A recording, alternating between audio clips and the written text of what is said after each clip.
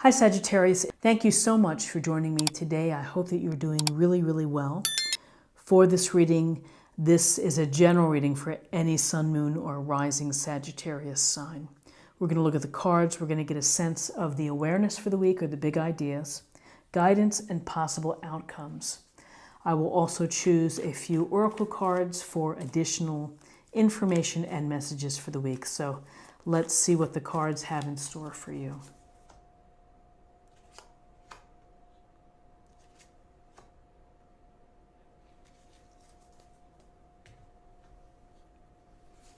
Okay, so we have the World Major Arcana, we have the Nine of Swords, and we have the Empress Major Arcana.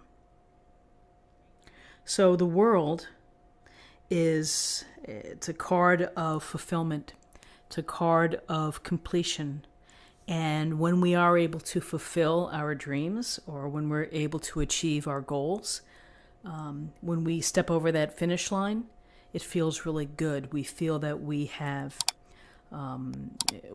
earned the reward that we've been seeking, which is to actually fulfill what we had hoped to do. So with the World, we think of the words completion, contentment, and fulfillment.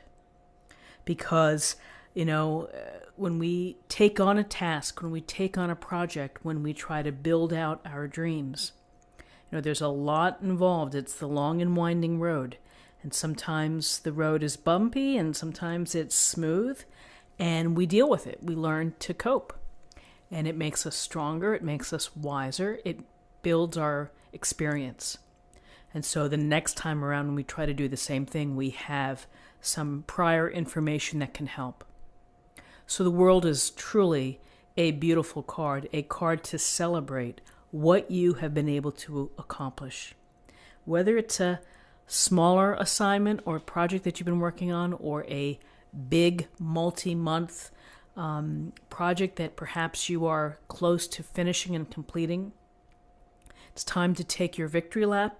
It's time to be recognized, and you can see she's looking up at the heavens, and the heavens are smiling down, because what do they want? They want you to have this journey.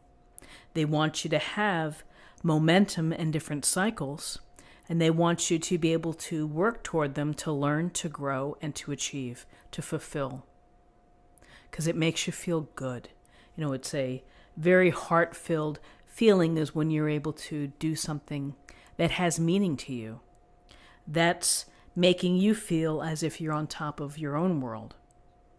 So here we have your world, the things that you do in your world, and we also have the greater world as well. So we can think about how what we do fits in to the larger community, what we choose to do in the future. And again, as this cycle closes, there's room for another task. There's room for another journey. There's room for another opportunity that you're willing to explore, that you're willing to devote time and energy to. And that's the beauty about the World, is that you get to appreciate, you get to feel the good feels about accomplishing something. And then you get to say, well, what's next? I'm going to move in this direction for the next journey that I take. So for some of you, the ending of something you've been working on successfully, and the process perhaps of choosing something else that is purposeful to you. So with this World, completion, fulfillment, and contentment, it is a interesting depiction here to see the Nine of Swords right next to it. Because the Nine of Swords is about worry. It's about concern. It can be about feeling very sad, but we often associate it with sleeplessness and insomnia and worry that keeps you up at night, the thoughts that race through your mind, and the times that you feel unable to sleep because the pressure is like banging on your head. So we've all felt like that, and here we see the swords stacked above the woman here, and it's it's a part of what we deal with. We deal with days that are better than others. Some days are lousy, some days are good. Sometimes we're really stressed out, we're worried, we're concerned. You may be concerned about finances. You may be concerned about a relationship. You may be concerned about future business, bringing that in. A lot of things can weigh on us, and it's a matter of how we can ride through those times when we feel stress or worry, or where something has upset us, or someone has upset us. We can get very, I don't know if the word obsessive is the right word, but you can get very caught up in what isn't happening, and that can weigh on you. So what do we have to do? We have to find a way to start to release this heaviness. Focus on what you do have. Focus on something positive. Start a gratitude journal. One small step per day. Doesn't mean that all of this weight of the world is going to leave you. It just takes time to work through things. And ultimately, this too shall pass.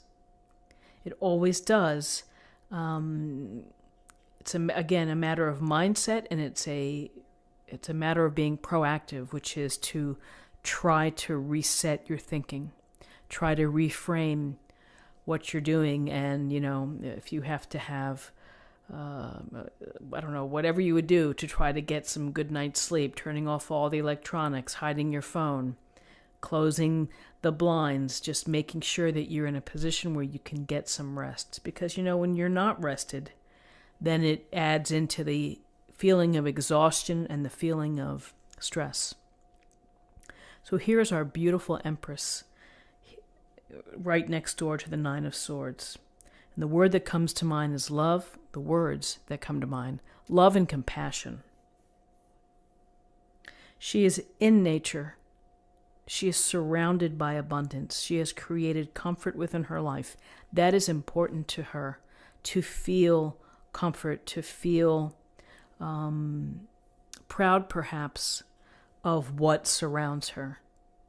It's that sensual touch of having perhaps a soft blanket or whatever it may be. There's some connection there to how it makes one feel, and it makes one feel good, warm, comforted, whatever it may be. So this Empress is our motherly idea of someone who is feminine and someone who has the possibility of being a mother, either with child or thinking about children, dealing with children. But it's the connection to the feminine ideal of being supportive, loving, kind, thoughtful, nurturing, of nurturing the unborn child for 9 months, feeding it, making sure that she stays healthy as a new mother would do. This also can be symbolic of your ideas, of nurturing your ideas, of being creative, of being inspired, and doing all the things necessary to make them come alive, to take action, to enjoy them. Enjoy your passions, enjoy your creations, enjoy your inspirations. That's what the Empress would tell you. Enjoy nature, feel good, take care of yourself. And she is taking care of others as well. She has her eye on what's happening, loving, supportive, thoughtful, and going to help out as needed. So a couple things. Here we have the relative high of feeling pretty good, of accomplishing something. Then we have this worry or concern. Maybe you're worried about what's going to happen next. Or maybe you're worried about something that has changed and that's going to impact you, and is causing sleepless nights. And then we have the Empress, which is providing the good common sense, I would say, approach of being grounded, of being aware of abundance, of what is good in life. Also, the nurturing and the loving, the unconditional love as well, of providing that. So if you have someone within your life that has these characteristics of someone that is trustworthy, who is open, who is a good listener, someone that would be able to talk to you, and maybe to bring your mind to peace if you are truly feeling disabled or feeling whatever it may be, that you're just having such a hard time, lean on the people in your life who are compassionate and sympathetic. You know, more than likely, they want to help. They're willing to listen, you know, willing to come over. So there's a lot of power with the Empress, which is, you know, beauty, comfort, sensuality, this motherhood. And it's the motherhood of actual children, of guiding them, of leading them, of loving them. And it also is the motherhood of your ideas, of your talents, of your abilities, of what you can bring to the world, of what you can create for the world. So, an interesting spread for the day.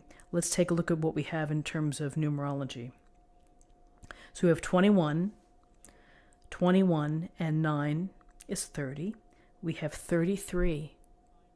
And 33 is a master number, and I believe it's like the spiritual master, the spiritual teacher, someone who is intuitively right on and guided. Now, I'm not 100% certain. I think that I recall this somewhat, that it really is about the spiritual teacher, the spiritual master, if you will. We'll have to look that up, and we'll leave a comment below about what you think. So, to close the reading, let me choose an oracle card for an affirmation or a thought for the day.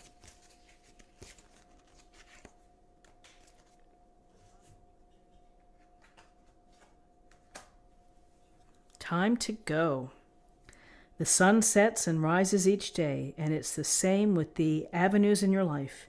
See the beauty within each sunset in your life, and know that the sun will also rise again tomorrow. Endings are merely the start of a new beginning, and we are with you through each phase and cycle. So we have cycles and completion here.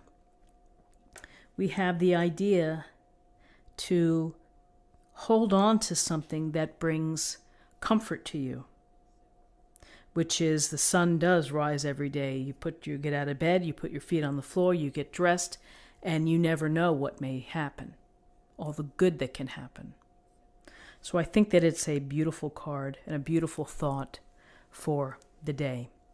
So friends, this is what I have for you. I hope that you found something helpful here with this reading. If you did, please subscribe, like this video, share this video, and I will see you tomorrow. Take care. Bye-bye.